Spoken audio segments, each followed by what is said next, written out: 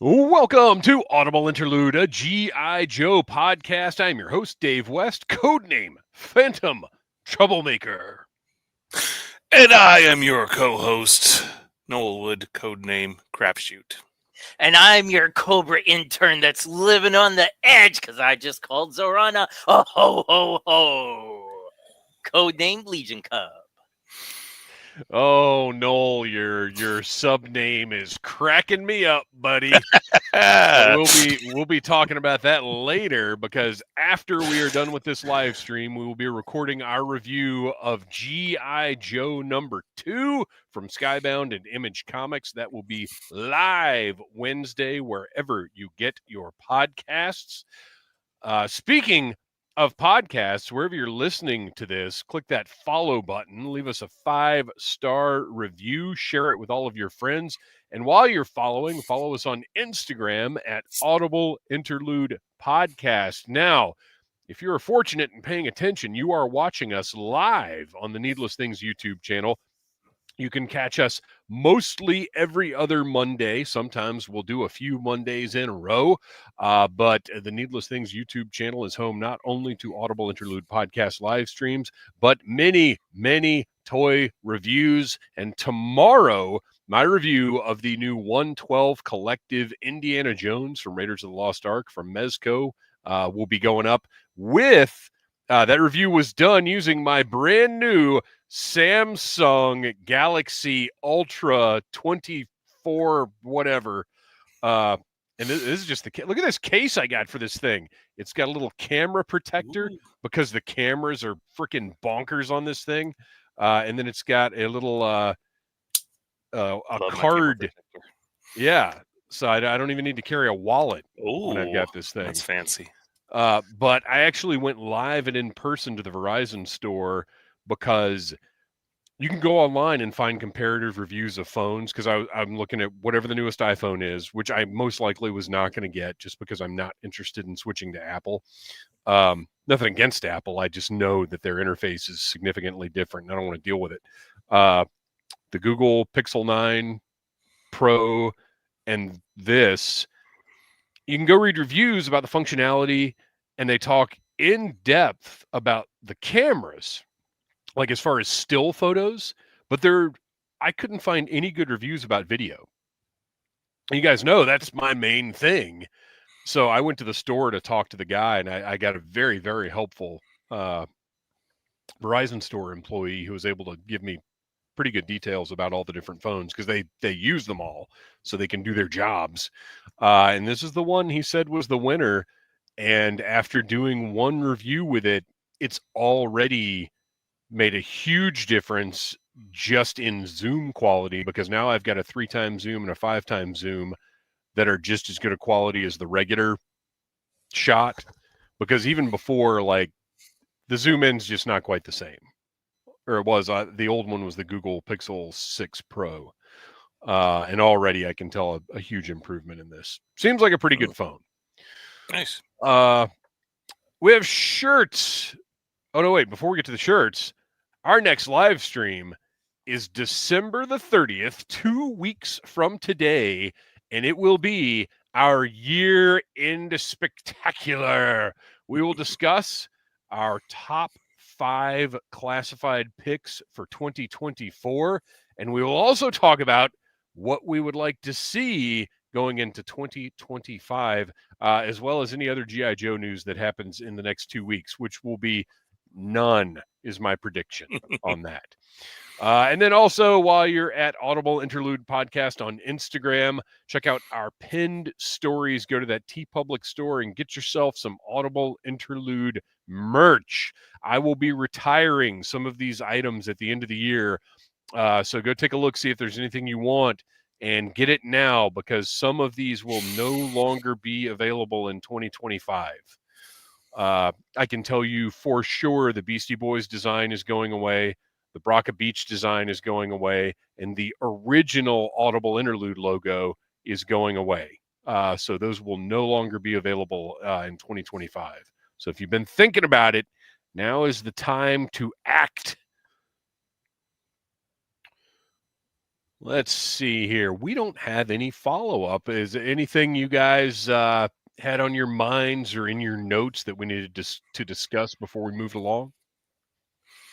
No. There's been nothing. I looked at his tank yesterday, just seeing if there was any like news that had popped up, and it's like stuff from before Thanksgiving that's still on there. It's wild. So we got some folks hanging out in the chat. Smog17 was here at 7:30 waiting for us to start, and I appreciate that. Timeliness is next to godliness, I think is the saying. Wreckship85 is hanging out. Ahoy, Wreckship. And Smog mentions, I just saw the price for the Skeletron Robo Skull Mark II, and I'm going to have to start saving. Yeah, so that actually is a little bit follow-up. The Skeletron went up for sale on Friday the 13th. Or I'm sorry, the RoboScale Mark II went up for sale on Friday the 13th. And I think all three of us were kind of shocked when we saw the price is only $250.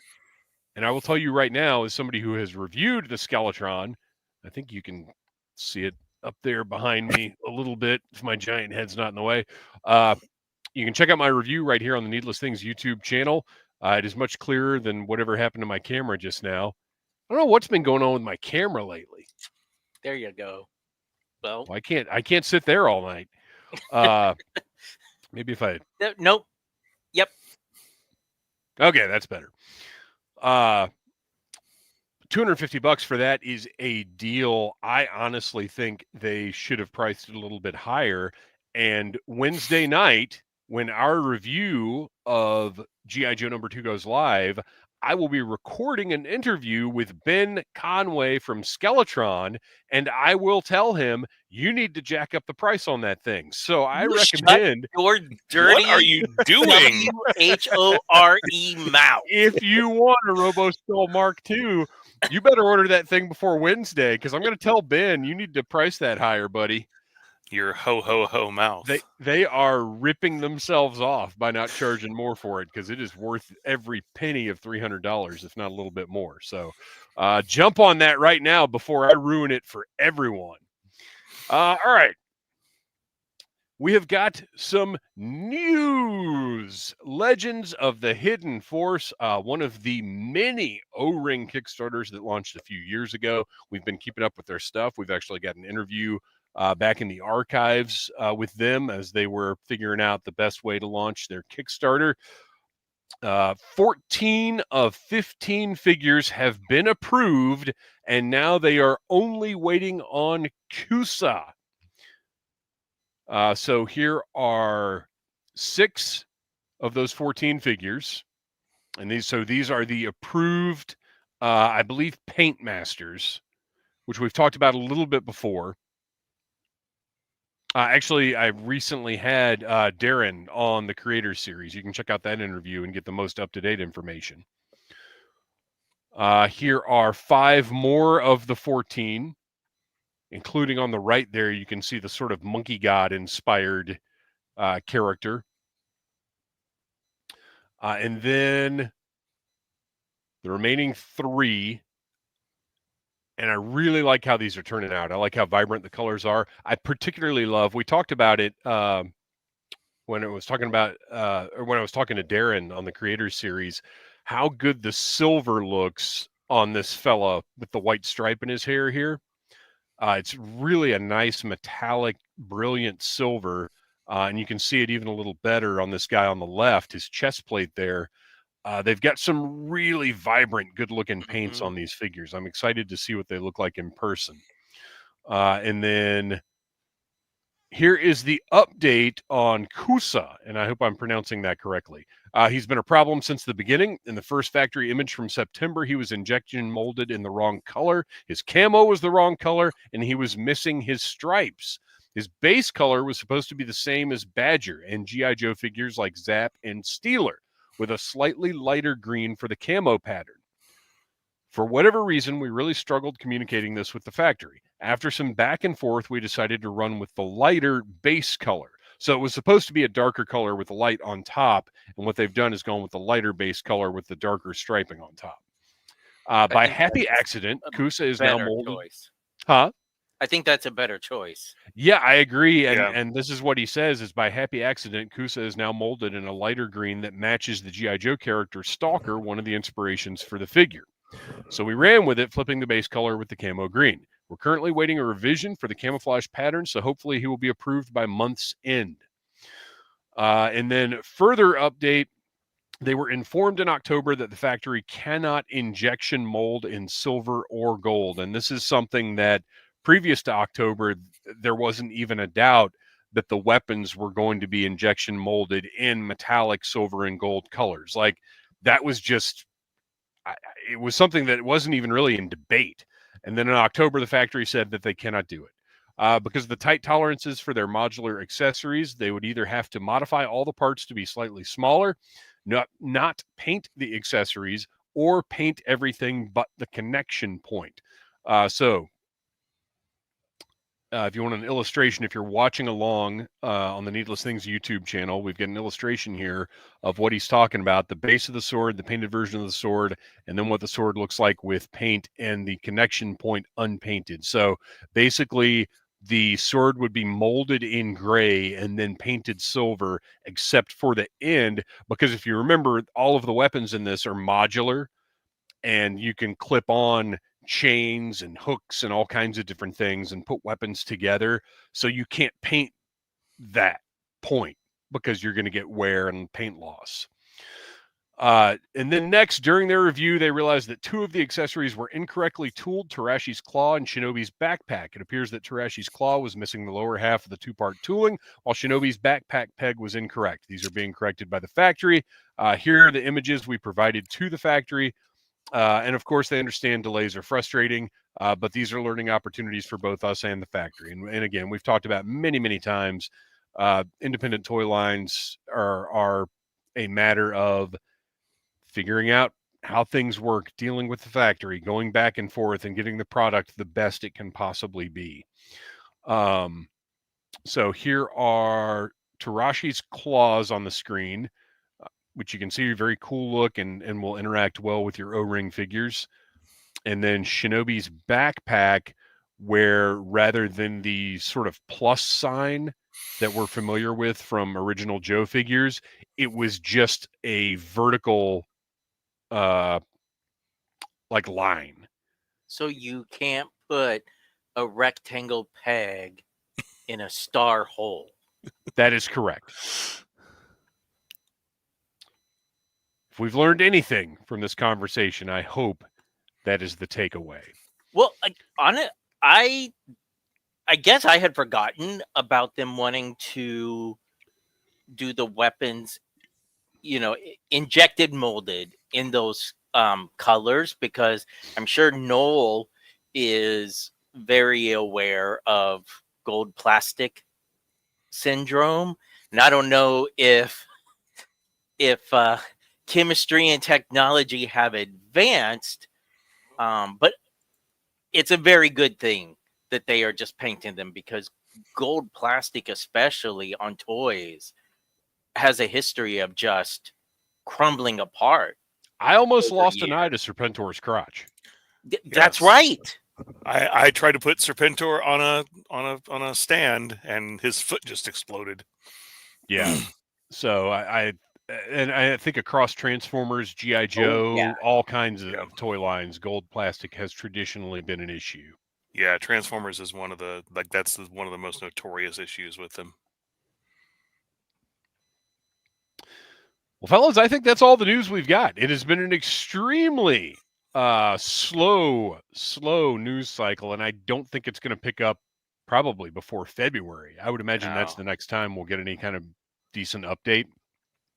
But that's okay, because we have a returning feature that I am very excited about. We had a blast doing this for Black Friday, and we are revisiting it now with a few of the ads that you guys submitted that we didn't get to on Black Friday.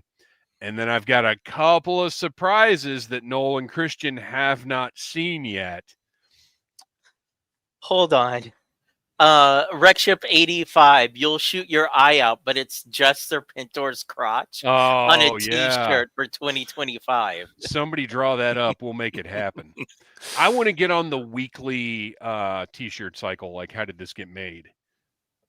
Oh gosh. But we need an in-house artist for that. So, once those super chat dollars start rolling in, we'll be able to hire somebody to make all these t-shirts that nobody will buy. All right. So first up, I've got a little something to share with you guys. So this I found I actually did some research and looking around for this episode, and I found something very something that's very interesting, but then ends up not being interesting. So just sit back, pay attention, and check this out.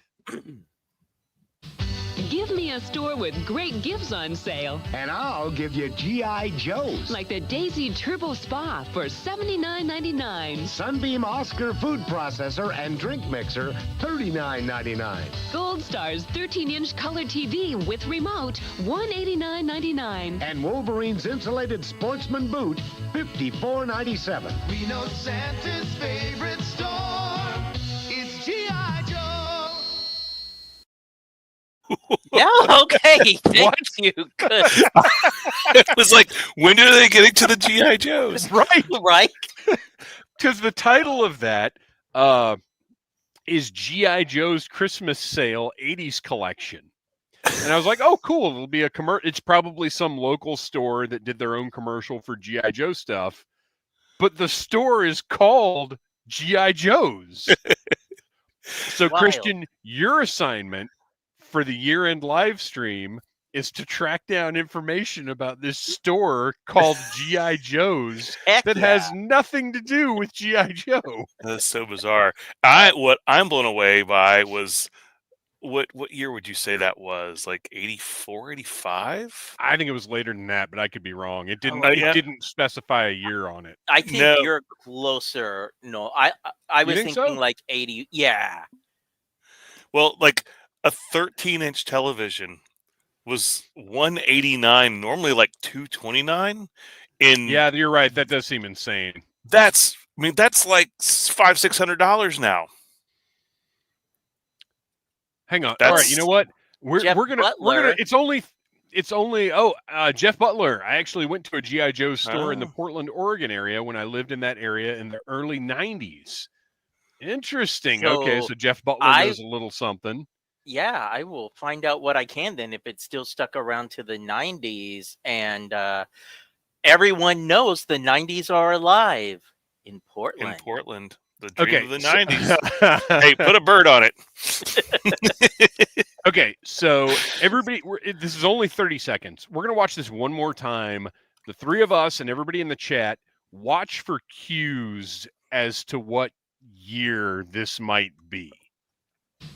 Give me a store with great gifts on sale. And I'll give you G.I. Joe's. Like the Daisy Turbo Spa for $79.99. Sunbeam Oscar food processor and drink mixer, $39.99. Gold Star's 13-inch color TV with remote, $189.99. And Wolverine's insulated sportsman boot, $54.97. We know Santa's favorite store. It's G.I. Joe. Okay, I got nothing. For Yeah, me, it's the remote. Yeah, the next to TV with the remote. TV. That's the remote biggest looks- clue, but I don't know. I can't nail it down. I'm I still mean, 13 thinking like inches is not 84 big. to 86. I But closer to 84, 85. I think you're right. I think closer to 84 for sure. Well, and also early enough. Well, we'll find out next live stream. We got to move on. Well, and the way the TV looks with that little side display, that was a very Right. 80s thing. By the Yeah. 90s, they had pretty much eliminated most of that. Mm-hmm.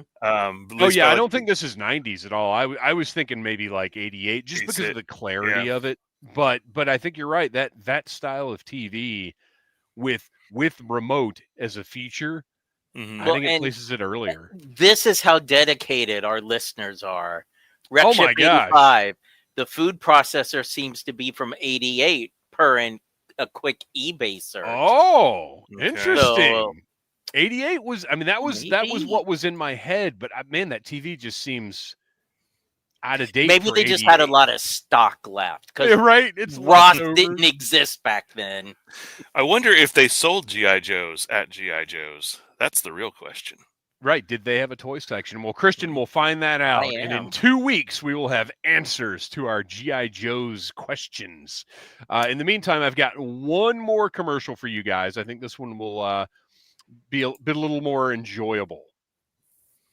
I got it! Wow! Introducing the G.I. Joe USS Flag aircraft carrier. Imagine being on the deck of this aircraft carrier. The USS Flag is fantastic! It's so big! Forward, middle, left station! Get ready to launch aircraft! Where's the Admiral? Not here! G.I. Joe! Fire! He's got Cobra! Joe! Joe! G.I. Joe USS Flag aircraft carrier comes with what you see here. Other figures and equipment sold separately from Hasbro. I've Okay, watched so- that many times in So like the for- last few years. First thing to comment on is I thought that Hasbro at the end, the stamp, the kink, was the coolest thing when I was a kid. But this commercial, man, first of all, the way that they integrated those kids into the flag, like it actually The looks flag really is so good. big, you don't have to shrink kids down. Like it was much easier to hire them. But I mean, it actually, considering it's just a toy commercial, like it looked really good. That there was no weird clipping or anything with the way they interacted. Like the one kid climbing up the ladder, it Mhm. looked right. And I Yeah. wonder how they made it. Like, did they build a green screen set that looked like parts of the flag? Yeah, like did they do a green, or did they just like paint the ladder green and everything just to make sure that everything was, easily cropped Yeah. out? Yeah, I 'Cause don't yeah, know. It looks Them running across the deck, unusually everything good. looked really good for Yeah. for the age of that commercial. And what always sticks out to me about that commercial is if you look at toy commercials at the time, not so much on the your ABC, your NBC, your CBS, but like the rules for like Nickelodeon and some broadcast channels is that you have to advertise you have to advertise the toy in a way that makes it very clear it's a toy, right? So that's why kids are always outside playing, and this one, the flag is just so effing big.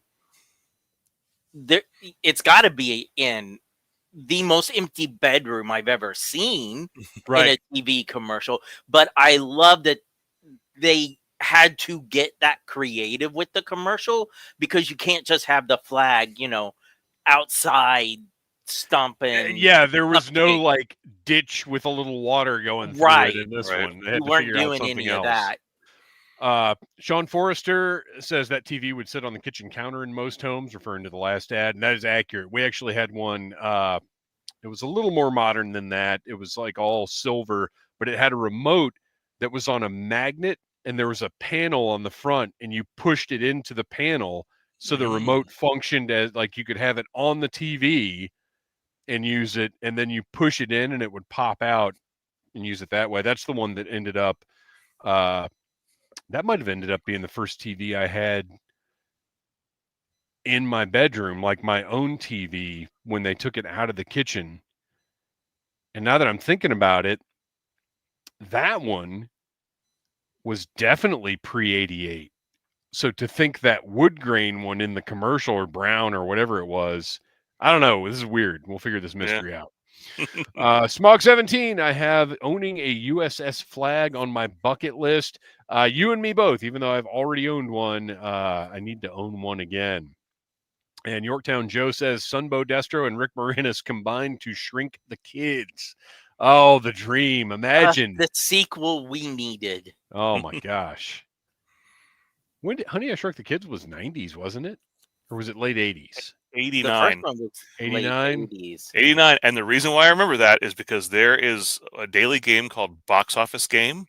And one of basically they give you a time period, like it's like a weekend, and you have to guess the top 5 movies based on like certain clues, like you reveal like actors, directors, genres, things like that. Oh, And man. it was July of 1989. The number 1 movie said distributor Warner Brothers, and I was like, Batman. Batman, right? 'Cause- Yeah. yeah. So and Yeah. Honey, I Shrunk the Kids was on the charts at the same time as Batman, if I'm not mistaken on that one. All right. So those were our video commercials. But of course, before there were video commercials, there were print ads. And we're going to take a look at a few of those. The first ones we have are left over from Black Friday, and we just didn't have time to get to them. I like this one because I always like seeing just the black and white line drawing type deals. And I love the as seen on TV because you don't typically think of mass market retail G.I. Joe toys as being advertised as seen on TV. And do you think they're referencing the commercials or the cartoon? I think the cartoon. Yeah, that's what I would think. So $13.99, your choice, the Rattler, or I'm sorry, the Bridge Layer, the Assault Copter, or the Ground Attack Jet. Because And really, like I look at that 1999, and that that seems high for the time period. So this may have been a store that was a little bit higher, like premium price than like your Kmart's. yeah, we don't know what store this was. It's just a black and white print Sky ad. Magazine. Right. All right, next up. This one is beautiful because some, and again, we don't know where this one came from, but it's got a really nice like landscaping artwork in the back. They went to the effort of extending the G.I. Joe, the red, white, and blue stripes all the way across the top of the page. And then we've got some great grayscale drawings of vehicles, figures in front of this almost like farm landscape, I guess. Because you got some trees on the left there, but it definitely looks like fields or something in the middle. But anyway, we've got the Tomahawk loaded down with figures. I love the fact that you can look, you can actually see there are 4 figures in the bay of that thing. Yeah, and what I'm trying to figure out is because I was looking at the Swamp Fire and trying to figure out who was on board. It looks like that might be Zorana and Torch? Maybe. No, Xandar. Oh, that's Zan. That's Xandar, That's yeah. Xandar. But actually, I wonder if they just pulled this from the box art, perhaps. Yeah, I've seen that Swamp Fire. That's a photo. I've seen like that, it's the photos from the back photo of before. Is it That's okay? Yeah, that's what I'm thinking. Because the Tomahawk, because it's that side view, that looks like that would be what would be on the back of the box. But I'm going to see if I can find that. So if somebody probably just took those and drew them up, or photocopied them, who knows? Well, and that's I think that's what they did. They essentially wild for the time. Yeah, they put it behind like a light box, and they just would like sketch over it. Is what I'm thinking they did with that. But it's a cool looking ad. I like the length of it. I'm sure it was in mid-page in like a newspaper ad or something, maybe. I don't know, but it's so clean looking. Whoever captured this did a really nice job with it. It doesn't look grainy or anything. Sergeant Slaughter with the triple T, $7.99. It's got Sarge, Leatherneck, and Outback? No. Lifeline? No. No, it wouldn't be Lifeline. I'm sure. Well, no, the Tomahawk's box, I believe, was one of the corrugated ones, so it wouldn't have even had a photograph on the back. Oh, it would have the outline drawing, right? Yep. So Tomahawk $14.99, Conquest X30 $9.99, Dreadnought Swampfire $5.99, and Sergeant Slaughter with triple T $7.99. Tomahawk is cheaper than I thought. Yeah, $14.99 even back then seems like a bargain for that thing. Comparing it to the Conquest for $9.99. Moving on, an even simpler ad. Once again, all black and white stuff. But I like this one because 2 reasons I like this one. One, I like the Battlefield accessories assortment. It's just like random pieces from the whatever that is called. But that's not even because that's the machine gun. Oh, right, and then the missile launcher is a separate thing. And the mortar defense. Yeah. It's a mortar defense. That's right. Yeah. Isn't that it? Yeah, the mortar defense. So yeah, it's got separate pieces from separate sets just thrown together, but $1.99, which is fine because that's exactly what happened to them when they got home. Right. They just all filled out my battlefield. I had to go try to figure out where they all went recently when I was re-putting them back on my shelf. So I was like, oh, I put all these things aside. Now I can't remember. I got to go look at the pictures again. And then figure assortment, $2.69 for figures, and they've got Gung Ho and Rock and Roll pictured, and again, just outline drawings. Battle station assortment, Watchtower, Howitzer, or Bivouac for $2.79. That and then seems really cheap. Yeah, well, there were no figures with those, so I mean, yeah. The but Wolverine, I still thought they were like in the $4 or so. $5 range. $2.79 does seem like a bargain. But, I mean, you look at the Wolverine minus the figure. That's a $5. That's a $5 vehicle, and the Wolverine's way more substantial. I like what's funny, Cover Girl is making eye contact with us, like ignore those other things and look at me. Well, and that's what's funny about that one is like they've just cropped this image of the Wolverine to focus on Cover Girl. Like you can't even really tell what she's in hardly. Like it's clearly some sort of tank thing, but it's cropped so small. It's like, why not just put a smaller picture of the vehicle there? Why crop it? It's so strange. But armored missile vehicle Wolverine, $7.99. What a time to be alive. That's funny. Smog17 says, I think I'm maturing because I'm starting to like the less weird G.I. Joe figures, and I'm starting to like the less weird G.I. Joe figures, and I'm starting to like the far more realistic figures. See, I am maturing in the other direction. Yeah. Where I really love the weird stuff now. We know this one is from Toys R Us, and you will notice Toys R Us, we're not looking at all of them tonight, but all the Toys R Us ads have some kind of superlative at the top. This one says, Toys R Us, fantastic! Hot toys, lowest prices. Now, Kristian, I'm guessing maybe this was one you submitted. Oh, it might have been. I was just, first off, wow, $30 for a Hug-a-Bunch back in... You mean $30 for this? Right. But if young listeners, have your parents cover your ears for a moment. If you have not got yourself rip-roaring drunk or other recreational activities and watched the Hug-a-Bunch TV special on YouTube, you are missing out because that is some scary, just freaky mind trip. Yeah.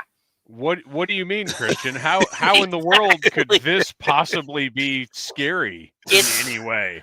It's not animated. They took Lord, the toys and had them interacting with people, and it is one of my technicians at Universal was the one who showed it to me, and I can't remember if she knew somebody who had worked on it back in the 80s. Like I don't know how she knew about it, but it was like a thing. I only vaguely remember Hug-a-Bunch being a thing. How big were those things? They're like 30 inches tall, right? Big. Because I was going to say, if you're looking at, not only do we have a whale for $25, but Electronic Alfie 2 is $25, $5 less than just a plush toy that doesn't do anything. Yeah. Well, I That's- mean, you can, Hug it. kidnap an orphan and Hug shove the Hope Diamond in Hug it. it. Hug it. For those who are listening, I have done an extreme zoom in on the face of this Hug-a-Bunch nightmare, and it's the worst thing I've ever seen. It looks like Zippy the Pinhead. Imagine, Yeah. except in the other direction. Imagine, like, sort of, we're all getting older. You wake up in the middle of the night. You got to go to the bathroom. You kind of wake up, pick your phone up, and get a little illumination. And this head is peeking over the foot of your bed at you. Oh, I don't know. We had Cabbage Patch Kids in the house too, and those were already terrifying. I don't know, dude. Cabbage Patch Kids are creepy. Don't get me wrong, but to me, they have been somewhat creepified by Garbage Pail Kids. Like, there's something that I can relate to that has taken the hideousness of the Cabbage Patch Kid and made it more fun. These are undercover agents for Monsters Inc. Are these what are flying the drones in New Jersey? So we got to talk about the rest of this page. We mentioned the whale. We mentioned Alfie. But I also want to mention the Disney musical Busy Box, because I will tell you guys right now, to this day, if I walk into a room that has one of these like infant Busy Box things that clicks and make noise and you move livers around and stuff, I'm going to play with it. I am going to sit down and play with that thing. Like, those are one of the greatest inventions of all time. You know what else I'm going to sit down and play with? If it's one of those stuffed animals with like zippers and shoelaces and Velcro and like all that kind of, I'm going to sit there and fidget with that thing. Mm-hmm. I love those little interactive hand-eye coordination, motor skill type toys. Also, no, actually, you know what? I was going to include something else. I'm not going to. I'm going to say these are dumb and I hate them. Those big wooden boards with the beads and the metal, those are stupid. I do not include those in my box of fun. My biggest fidgety thing that I absolutely have to do every time is anytime I am assembling a toy that has wheels, could be a Joe toy or with Lego. When I put the wheel on, I absolutely, and of course this is one that actually has a peg, I absolutely have to immediately spin the thing.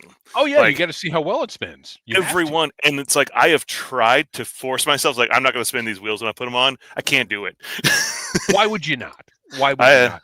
And then as soon as you spin the wheels, you put it, and all the wheels are on, you put it down, and you see, first you do a little back and forth, then you set it and you tap the back to see how freely it rolls. Like, that's just what you got to do. Let's see. Also, if this was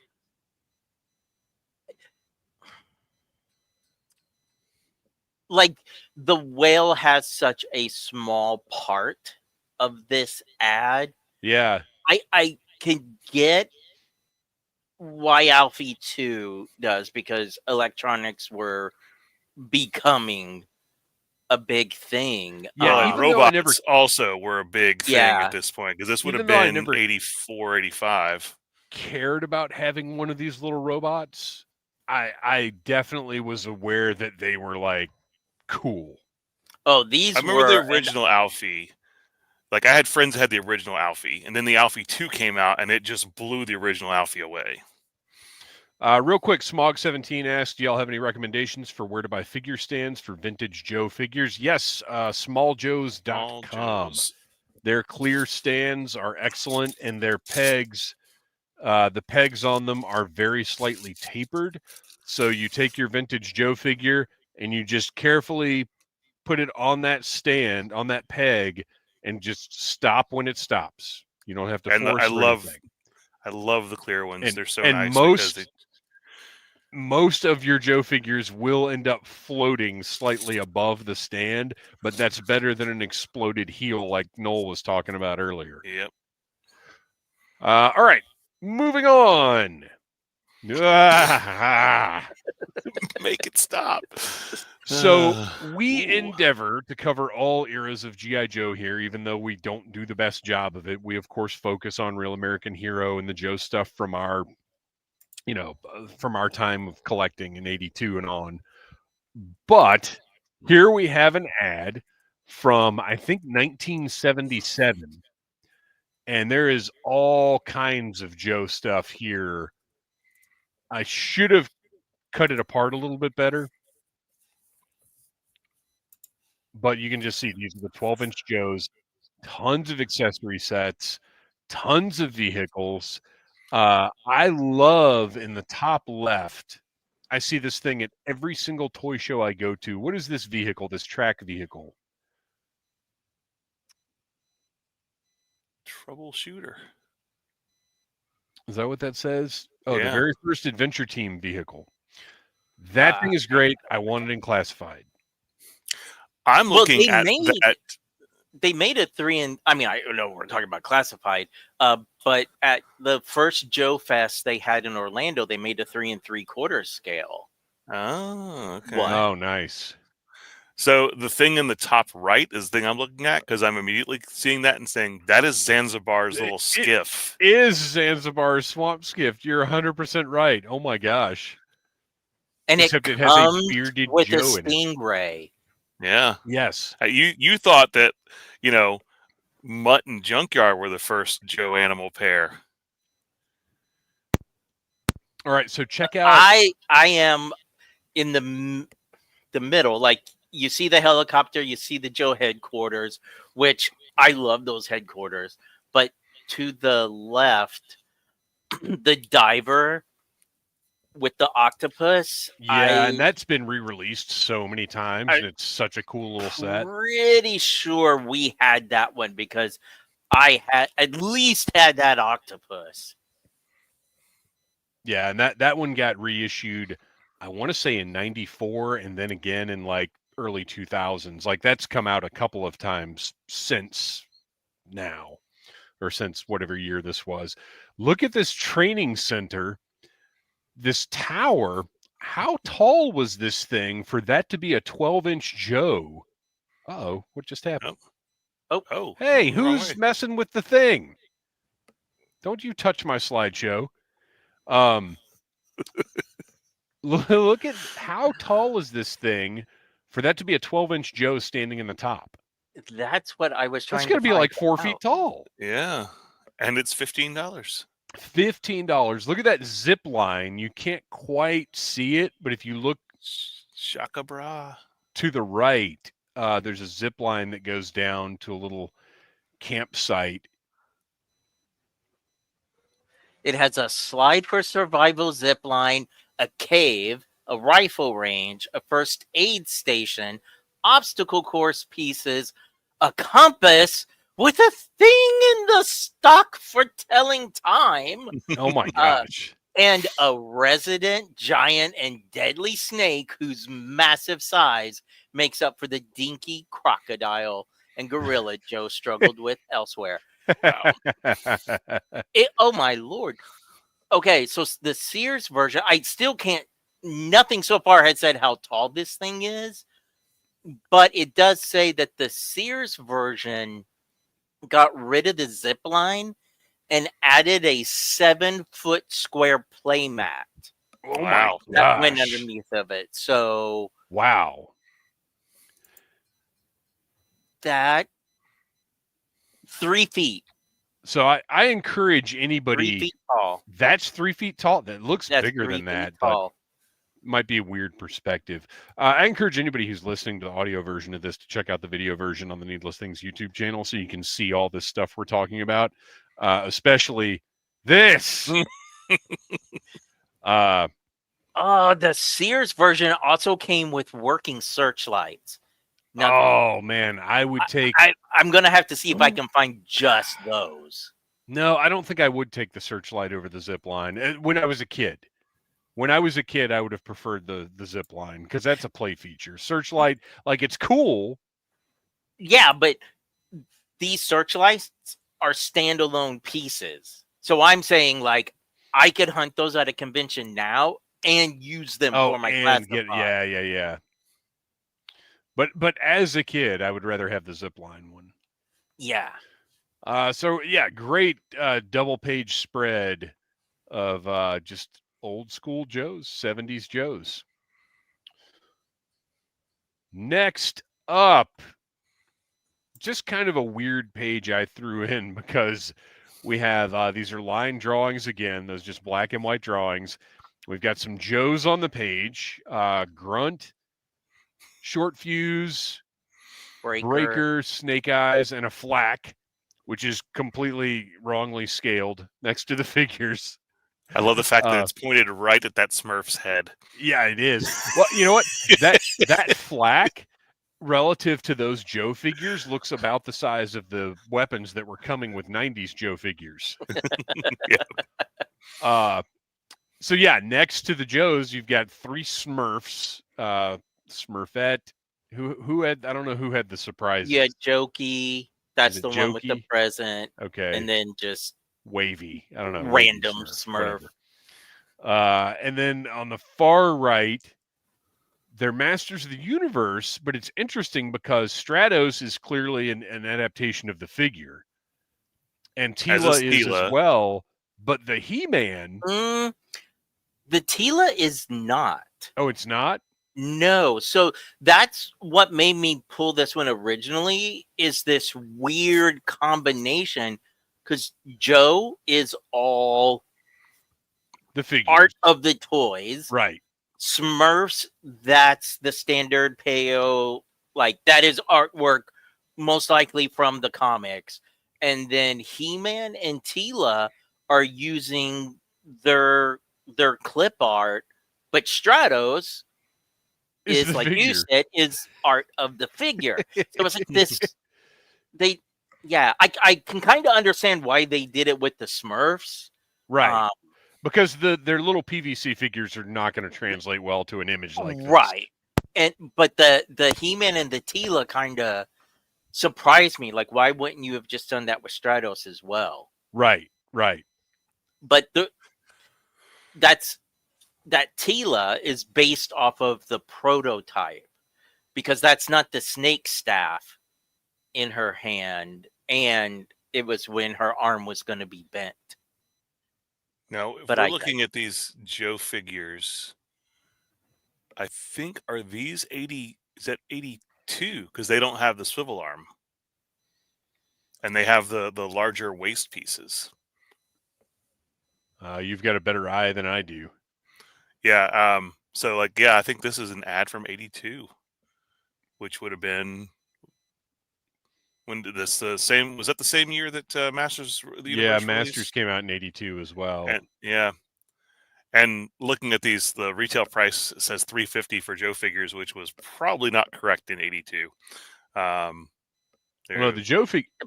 Oh wait, yeah, you're right. Retail $350, yeah, because the sale price is $1.99. So this might be another one of those stores like KB that has the fake real price and everything's on sale. And those Smurf figures says $199, and those things were little vinyl figures this big, because I had a bunch of them, and those aren't worth $1.99 now. But you know how much a Smurf a new Smurf figure will set you back now if it's not on sale? You're paying $7 to $8 when they're on for sale. The same little PVC figures. Mm-hmm. Wow. Yeah, but real quickly, Jeff Butler said it's interesting to see He-Man with a staff, though no sword, shield, or axe.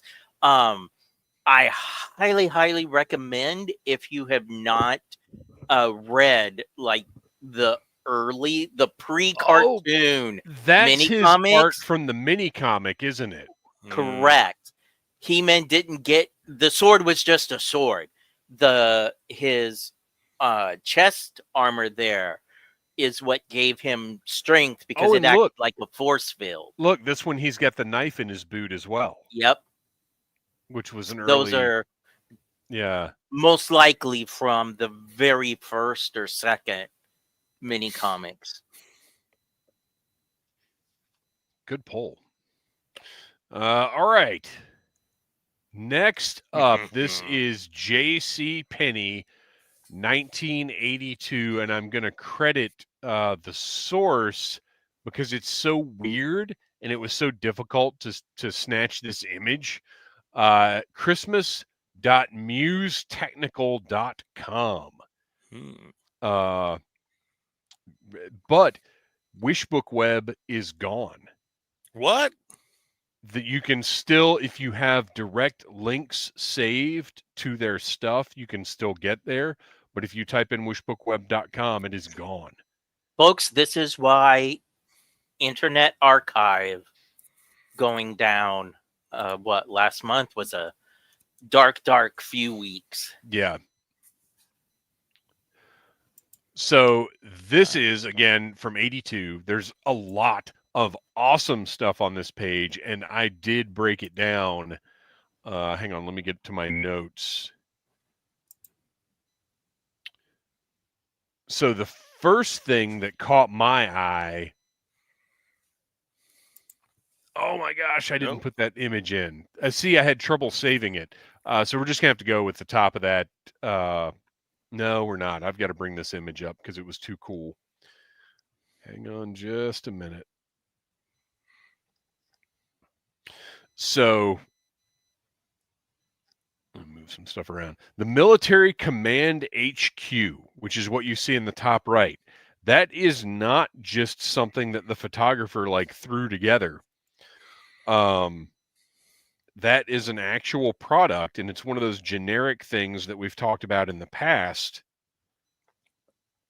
that works for, all of your stuff of that scale. Sorry, guys, I'm struggling here to find this image I saved.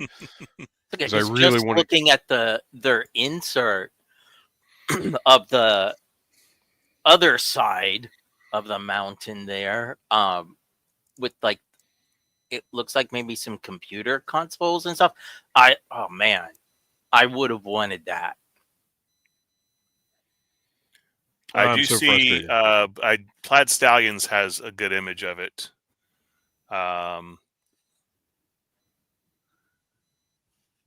And it has the inside, the interior part of it. Yeah, and that's the image that I had uploaded, or that I had saved that didn't upload. So interesting choice. Obviously Steeler comes with the Mobat. Makes sense why he's there. It looks like Flash maybe with the HAL. And nothing, I'm looking at the jump pad, and you can't even see the jetpack. So it just looks like random platform that we're going to sell to you for not $19.99. Oh, apparently how did that get on there?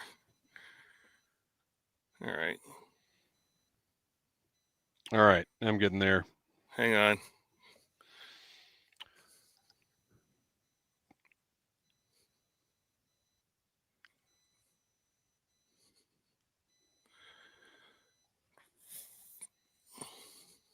But that is the kind of stuff that I think Hasbro could so easily do. You don't even need to make it out of plastic. Okay, here we go. All right, I was going to send it through the chat, but I don't know why that was on my clipboard before, but let's delete that. All right, let's zoom in. So here is, ooh, this works nicely. Maybe I'll switch to this over the slideshow. So here you can see, and you're right, you've got the landing pad for the jump, but no jump in sight. The RAM, the MMS with Hawk, the Mobat with Steeler, the HAL with Grand Slam, and then behind them, this little sort of ridge, mountain, hill type thing with little tiny emplacements on them that look like they're scaled for toy soldiers. Like they look like they're supposed to be like the size of the flak or the howl, but in relation to little green army men.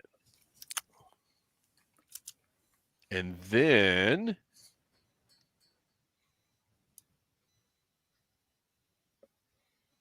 if I can do, I don't know how successful this will be, but look at this horribly blurry image. There's a really good image in the link that I just put in our chat. Okay. Our chat. Oh, the Facebook one? Yes. Okay. It's easier if you do it I think that's the same thing. Chat. Let's see.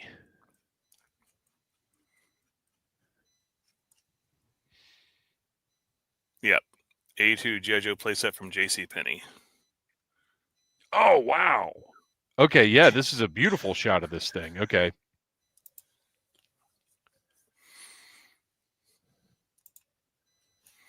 And now I really want this thing. Yeah. So look at this. I've seen that. And it's labeled as a G.I. Joe playset. It is not a G.I. Joe playset. It's a general use. But that is beautiful. And you can see that top portion is removable because that's what's behind them from the front side. And it looks like it's just styrene with stickers on it. It is. It's like this. It's like if you ever saw like the old Buck Rogers or the first Star Trek movie when Mego made the Enterprise bridge. Yeah, yeah. It's exactly like that. But what a cool little set. Yeah, I agree with Noel. I'd love to have one of these, but I bet they're really hard to find. Yeah, because I'm sure they probably did not hold up. Yeah. Oh no. Well, let's see. I found just the two of the chairs on eBay for $50 just for two chairs. Oh, they're separate pieces. I didn't realize that. The ones around that table? Yeah. They look molded in. No, they're the stairs, the chairs, and then there's like a hatched doorway that says danger explosives are all separate little pieces. Yep. Yeah, they just sit down, and you can see I can tell by looking at the picture of those stairs. Oh, okay. That's just just very thin styrene plastic that's been crushed. You can see the stress marks in it. The tray that the Robo Skull was packed in is sturdier than this. The bottle of Larceny bourbon that I just got for a White Elephant gift had like the strongest styrene tray I've ever had in my life, and I'm sure it was 10 times thicker than the material they used here. Well, the good news is that is all the time we have for these circulars. We will return for the rest of this one sometime down the road, but we have to move on because we've got more show. I've got all these notes I put together. I spent more time on the notes than I did on the pictures, which did not work out so well. So our next segment is where we go to the Audible Army, who reports to Audible Interlude Podcast on Instagram every time we're doing a live stream and tells us what they want us to talk about. And we listen because we're here for the people. And every single live stream, we have a segment called Sound Off. First up, from our pal Gary of the Dragon Con American Sci-Fi Classics track, Sneezy the Squid says, so for the diehard Let's Freaking Go Ring last episode, which, by the way, if you've not listened to our last audio episode, you absolutely must, because we detail everything you would need for a diehard O-ring line. But Gary says, How's this for an idea in wave 3 or 4, a helicopter that comes with a pilot, a SWAT guy, and space for the 2 FBI guys? What sells it? Which, quite frankly, Gary, at this point, I'm already sold. I don't need more to sell it. But he says what sells it is the action feature of a rod that you can connect to it in a swivel joint on top of the Nakatomi playset, so you can have it fly around the set in a circle. You could also do a clip and pull action where it hooks onto the duct points so it can crash into the side of the building before sliding down the side into the parking lot. Maybe even give it a kaboom sound chip. Let's freaking go. I love it. Double Pale Ale asks, where did Noel get his hat? It's a vendor. I got it at Joe Fest. I'm trying to remember its name. He does a lot of custom toys. Is it Dreadnought something? Dreadnought something, or yeah, and that's what I'm trying to remember. It's like Dreadnought Garage or something like that. Yeah. Yeah, he's there great. every He does. year. I know who you're talking about. Yeah, he does great custom T-shirts and hats. Yeah. And custom toys. I think it's Dreadnought Garage, but I'm not positive. If you Google Dreadnought Garage or look it up on Instagram, I believe you'll find him on there. Next up, Tom.Henry. Thanks to my listening of old episodes, I have now seen the Ballad of G.I. Joe. And for anybody watching or listening, if you have not checked out the Ballad of G.I. Joe, Google it and watch it as soon as you're done with this episode. Thank you. I don't know how I missed that. Additionally, the Cobra intern who bought 500 baklava instead of 500 balaclava had me losing it. So please discuss your favorite Legion Cub intros. So I will be honest up front. At the beginning of the show, when Kristian introduces himself, I am so invested in starting the show and getting everything going. I have never heard a single Legion Cub intro. I just have a prepared laugh that I do every time.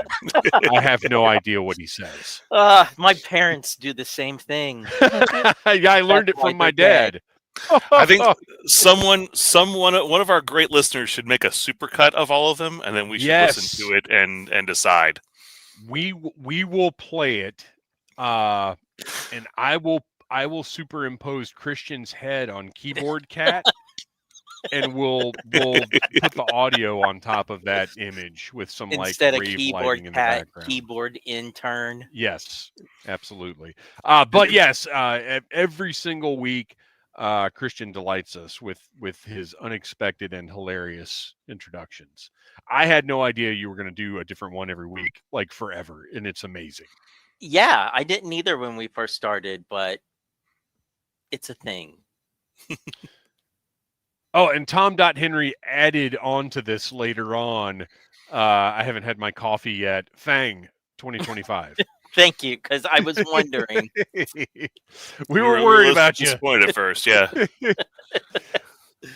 Yorktown Joe, if there is time, well, there's not. I'm just kidding. If there is time, discuss the 3 C's and how they might appear on a Venn diagram. Consumerism, collecting, contentment.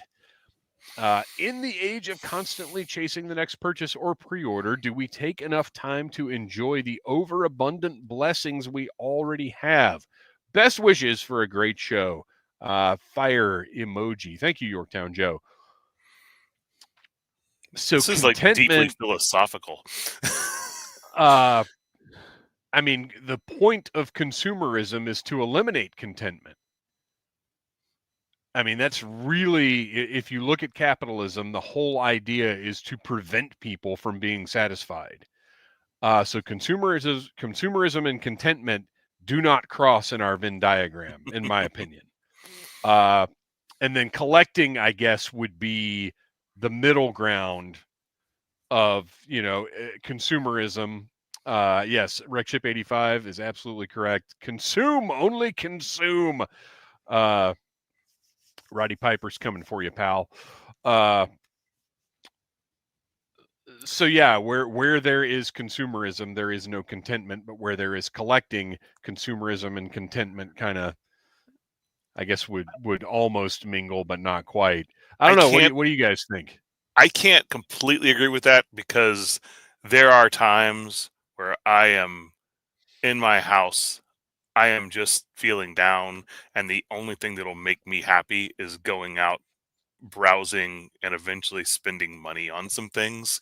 It's probably a sickness, and I think it's a sickness that a lot of people have, and it's the reason why this system is so successful, and why we are so, prone to blowing large amounts of money on pieces of plastic. But yeah, I mean, as I said, I think there's a little bit of overlap with consumerism and contentment, but at the same time, there's also the backlash and the the regret you have a little bit later on as well. But yeah, I mean, collecting is part of that, but it's also just right, because you can't have the collecting without the consumerism. So I agree with Noel. I think there is a little bit of crossover. I don't know how it is with you guys, but as I've aged, it's more contentment, and then I would say collecting and consumerism. But isn't the contentment always fleeting? There's always something new. True. And listen, you're never fully content. Well, I'm never fully dressed without my smile, but I don't know, because there are lines that I have stopped, or even like with Joe now, I think we've all discussed how, the cost of goods keep going up. So instead of being an all-in, there are figures that you can completely skip that I don't feel like. No. We're not talking about the fourth C of completist. No, I think that contentment is fleeting. As the great philosophers Hatebreed once said, satisfaction is the death of desire. I guess maybe I'm thinking of contentment in a. I'm not saying these things don't bring us joy. Way. Well, no, contentment is being satisfied with your current situation. And as right. a collector, you are never satisfied with your current situation, or else you're done collecting. So if I buy this road pig and I am not content with him, then I'm going to sell him or give him away. So I guess I'm not thinking of it in the same way as you are, of I'm so content with where my collection is, I don't need to do anything. I'm thinking of contentment as is the quality there that I like what I'm buying, so therefore I want to continue. Oh, see, yeah, I wasn't looking at it that way because bringing consumerism and collecting into it makes the contentment more general to me. Well, because they're bigger ideas than just, is this figure satisfying? I was looking at it more as, am I satisfied with my situation? But we're all going to come at these things differently, and quite frankly, we should all stop right now. Let's do it. White Vegeta brings up a good point. I find that toy photography helps me to appreciate my acquisitions, and that is something that I am very jealous of toy photographers about.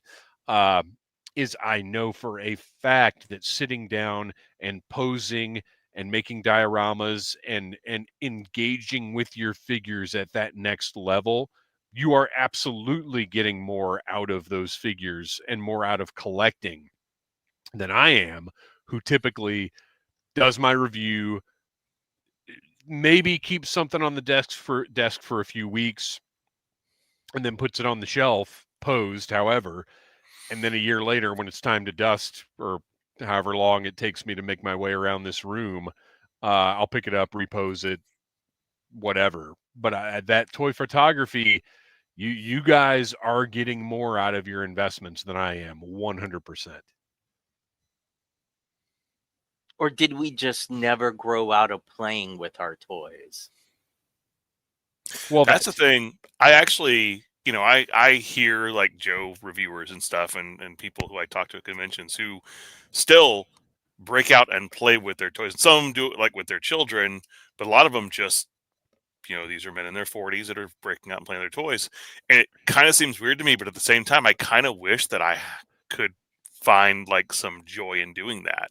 Like to me, like I get the toys, they're like, I put them in a cool pose, I put them on the shelf, and I just don't think about them sometimes forever, I just don't want to spend the time. It would take so much time to get them down, do whatever it is they're doing with them, and then put them back up on the shelf. And that though may be part and parcel with another segment of collectors who rotate their collections. Like I read all the time on like His Tank about people who are like, oh, I only display 10 or 12 figures at a time and I rotate through them. And I'm like, how much time do you have?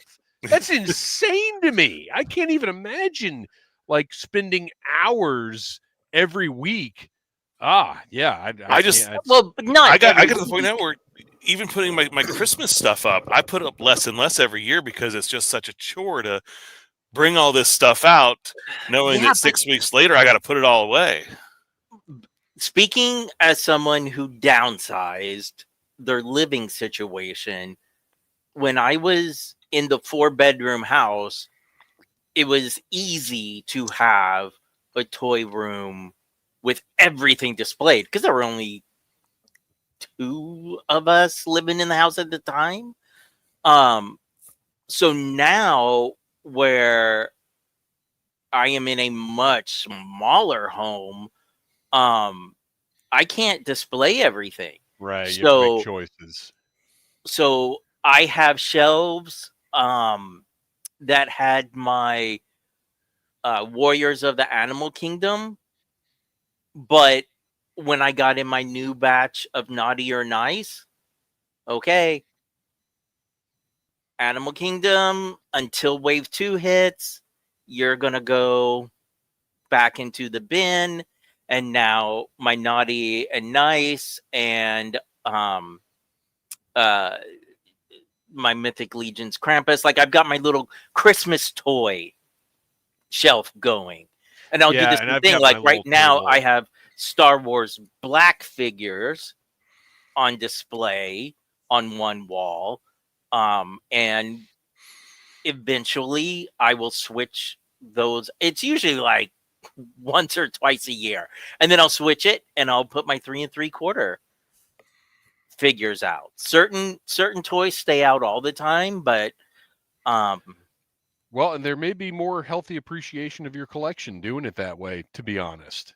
Rekship's last comment actually is something that, so my last job, I had a permanent cubicle and I had 2 giant bins up there. And yeah, and this is, so he takes them to work and puts them on his desk daily. I had stuff that was like, well, hang on. We got to, for those listening, they don't know what this comment is and who made it or anything else. So we got to say, Rekship85 says, same as White Vegeta. I take a couple with me to work and put them on my desk daily, which is a response to White Vegeta saying, I know there's a small portion of the community that have a travel companion, or as I call him, my pocket figure. Try to pick somebody different every day. Yeah. But I had some toys that I would have up in my display in my cubicle. And then I have a few other than in the drawer, and I might rotate those out. And sometimes I'd take a few home and bring a few back in. Just there was a lot of stuff. That was, wasn't priceless stuff. These are more like more of my modern Transformers and stuff like that. But now, like my current job, we don't have like permanent desks. It's one of the open office situations. So you just sit wherever and plug into whatever monitor is available. So it's just not the same. But in White Vegeta, one last comment on it. I never thought of it that way, but honestly, that makes sense because I always keep at least like a pop figure and either a couple of action figures or some minis in my camera bag anytime I leave the house. And for years, I had certain Care Bear minis, the Care Bear cousins, that went on every single flight with me because if I found an interesting spot where I could set them up and take photos, I was doing it. So, yep. Engaging. Finding ways to engage with your collection is probably a good thing. Next up, Hillbilly Harper. If you were 8 or 9 again, what would y'all ask Santa for? Merry Christmas. So did For you my guys have an parents to be opportunity to think about alive. this one? Well, and I thought about this, but I was like, depends on how this is being posed. If I were 8 or 9 again, meaning is it 1983, 1984 I again? think he means right now, because Or if if you were I'm 8 or 9 now. if you were 8 or 9 again. Yeah. So if I were 8 or 9 again now, it would probably be. I don't know if I'd be into GI Joe if I were 8 or 9 now, because Probably not. there's nothing that would have attracted me to it. There's no media or anything. Probably would like Transformers, but not as much as like they don't. I don't know if they'd have the wonder, but I bet you I would still be super into Lego. So I'd probably be asking for like the big Star Wars Lego sets. Yeah. That would probably be my big thing. That's a good call, and I'm going to agree with that, but I will also say the first thing that popped into my head is the DC Superpowers figures, because I think I would probably still really be into the comic book characters, and that line, it's just fantastic. I was actually telling my wife the other night, I'm kind of kicking myself for not getting into that, because the problem was early on they did some characters that just didn't make any sense to me and I didn't care about having. But now, 9, 10 waves in or whatever they are, as Kristian, as you were saying earlier, you just don't buy the ones you don't want, and you would have a really nice collection of classic comic characters at this point. Now, they still haven't done a good traditional Robin, but get what you want and be patient, and you got a nice little collection of great figures. So I think I would be into those. Yeah, knowing me, I would be asking for Marvel Legends, but I would have no idea how my parents would get them, because your parents aren't getting them. Santa. Right, Santa is. Well, in Kentucky, Santa doesn't make it very far. But yeah, Star Wars. I wouldn't be asking for Star Wars Black. Nope. I know I would still be a 3 3/4, because I would want whatever vehicle is out, and I would still be asking for Transformers. I'm just a basic dork. I would either, as far as Star Wars, I would either be into those more simplistic 4-inch figures they're doing now, or the no, I think I'd want the Micro Galaxy Fleet stuff. Oh, those are nice. I think that's what I'd be after, because they have the figures. Because I wanted the Micro Universe. What the heck was it called? The little diecast figures with the small play sets, Star Wars. Oh, like the ones that came out around Empire Strikes Back in the 70s, like the actual minis. Yeah. I guess in 80 they came out in 80, right? Yeah. The Micro Universe, isn't that what it was called? I think Micro Collection. I wanted those so bad, so I think I would be into the Micro Galaxy Fleet, whatever the heck it's called. I think that's what I would be after. We got the Echo Base playset that had the big cannon. Yes, the ion cannon. And as a kid, I hated the little figures that came with them, because obviously they were not in scale with anything else. But because I also had the Rebel Transport, I would try using that playset with my 3 3/4 inch figures, and I would get frustrated a lot. Though, how cool, and I didn't think about this until just now, how cool would it be to have a bunch, because there were never enough of the micro figures. Like, if they had done like Micro Machines did and released separate packs of just the figures, it would have been better. But imagine if you had that Micro Hoth playset, and then had the 1/18th scale Hoth play sets to put the little figures on, you would have had like a world. You know, what's funny is because I had the Imperial Hoth playset that I used as my Rebel base, and so I would always have those two side by side. I never thought of incorporating those mini figures into the other playset, though. And I don't know that I would have either. We know how I am about mixing toys. Right. But thinking about it now, it's very appealing to me. All right. Pavolft. Have you gotten your copies of the Battle Action Force Treasury editions, and why is it amazing to you? Full force. I will say, no, I have not, because that is not in the budget. As much as I'd love to read those, I just got a Robo Skull and a Dragonfly and all the like several couple $100 items this year, and this was just not in my budget. What about you guys? No, No. same reasons. I'd love to dig in. I'd love to read more, but just not happening anytime soon.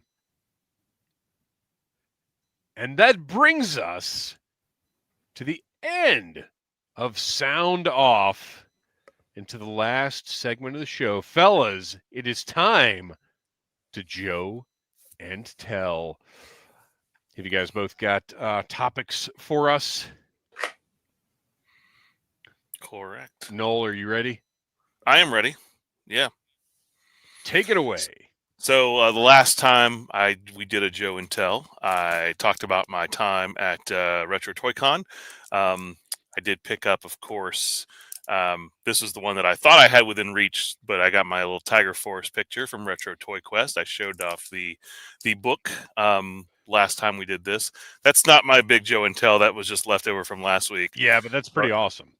But so before of course, I had a vendor badge because we were doing, I was there with the Finest, just had our booth set up to raise money for charity, which basically just gives you access to all the floor before, after, whatever.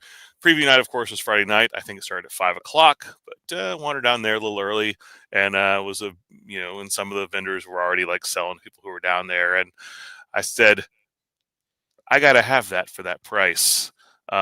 So I had to pick myself up a brand new, complete, nice, and all of its blades, tomahawk. Yeah, look, and they look relatively straight compared to others I've seen. Yep. For the most part, they're not sagging too badly. It does have a nice. Both clips are on the cockpit. I'm still very delicate with that. All the rockets, all the seats, all the little blasters inside. This isn't in great shape, but I'm just going to swap it out with the one on my childhood one because mine's perfect. This has just got some fraying on the rope. Okay. But that's not a big deal because I still have mine, and anything else that's broken, I can swap out for that. When I got this, of course, so you're looking at this is a fairly large toy, made even larger by the fact that it has all these giant blades, and I'm like, okay, I got to get this back up to the room. I got to put this away and get it home pretty safely. So as I'm down there on the floor, it was the booth where I bought this was right across from Destro's Toy Den, and Todd from Destro's Toy Den apparently has handled quite a few of these. He's like, oh, I'll take those off for you real quick. Pulls out a pocket knife and just pop. Oh my gosh. All the blades out, like. But I mean, he's a pro. He's done this 1,000 times. Yeah. I was scared to death, but sure enough, all the blades came out just fine. Popped them right back in just fine. But that was a bit of a fear. I was like, I just dropped some money on this thing. Please don't break it. I'm sure he enjoyed that too. Well, very nice, very nice. I need one of those to, even though I've got my Eagle Hawk sitting up there now. I need an OG. Kristian, what you got? Okay, so a few episodes ago, we kind of talked about Hasbro getting out of the moving pictures business, and we had all discussed kind of like, what does this mean for the Joe movie that we have been told was in development? And I've tried to look for information. I can't find anything. But then yesterday, or last night rather, I found this show on HBO Max called Creature Commandos, based off of an old DC comic series. And after watching it, I am even more adamant in my belief we do not need a G.I. Joe movie. We do not need anything live action G.I. Joe. There is so much more you can do with animation, with fighting, and big, epic, grand scale. Yeah. We need, quote unquote, an adult animation G.I. Joe cartoon. And when I say adult, I don't mean, we don't need the cursing the Creature Commandos have. You don't necessarily need the same type of like humor, but yeah, I mean, I don't showing want what adult war G.I. really Joe, but is. it can be something that, a little. It doesn't need to be aimed at children, but I also don't want like a, mature rated G.I. Joe. I'm not interested in that. Yeah, I mean, I don't something. I know we all have our feelings about Resolute, but just something a little bit more in that vein where, meaning characters can die, you can have thought-provoking conversations. Well, I mean, I think Renegades was pretty much that tone, and I agree with all that. But what's your Joe and Tell? That is my Joe and Tell. That was a tell. We need to revisit what this assignment is. It's a tell. It's a tell. Watching the GI Robot episode, I was just, why do we not have a GI Joe cartoon? Yeah. I completely agree with that. And what you were saying about like, I want something to be adult, but I want it to be mature. And I think those are two things that you have to separate, because like we talked about Resolute, yes, you can say it's adult, but it's definitely not mature. I would definitely say Renegades has a more mature outlook on the way that story is told. Yeah. Like, and it's not as graphic, but it does still show like the realities of the situation that they're in. It's obviously a fantastical, like, sci-fi kind of version. I don't of Joe want anything gratuitous. Right. But I also want good animation, and that is something that Creature Commandos has. Yeah. All right. Well, I've got one. Oh. This is my Joe and Tell. This is little Buddy Kringle. Sorry, Phantom Jr. This is Buddy Kringle, new addition to the family. He is a Christmas puppy who is being a little shy. Oh, Buddy, you're not ready for the camera, huh? No idea what he is. It's a dog. Obviously, he's a puppy. But breed-wise, I don't know. But look at this little brindled fella. Woo! Don't get wrapped up. And don't chew on it either. But it ran into him the other day. Just the sweetest little guy, and they had to bring him home. So that is my Joe and Tell, and I'm not going to subject him to any more of this. You ready to go back upstairs? There you go. Thank you, sir. We've been having a lot of fun with him. He's a very smart little guy, too. The first day we had him, he was already following Riley back into the other room. Like we've got a little pet gate between the living and dining room areas and the kitchen. and we were all in the kitchen with him, just letting him kind of walk around and stuff. And when Riley went back in through the pet gate, he like held it open and was like, come on. And he just walked right in there. And he did it twice. So it wasn't like a happenstance thing. It was like he knew what he was supposed to be doing. Smart little guy. And that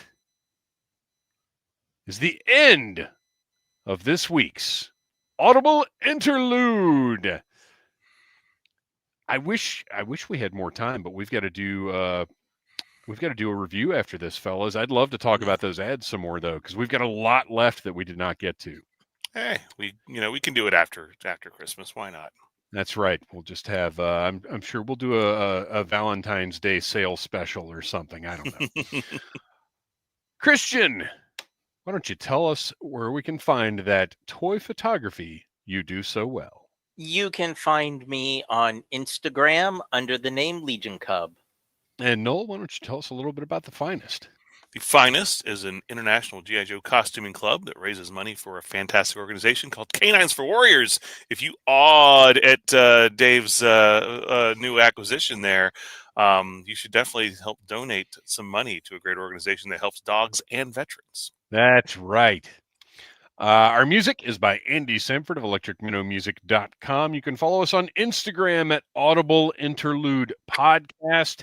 Guys, I've had a great time sitting here talking about G.I. Joe with you. Everybody that was hanging out in the chat live, thank you so much for your input and for interacting with us. We really appreciate you being here and your support. And until next time, yo, Joe.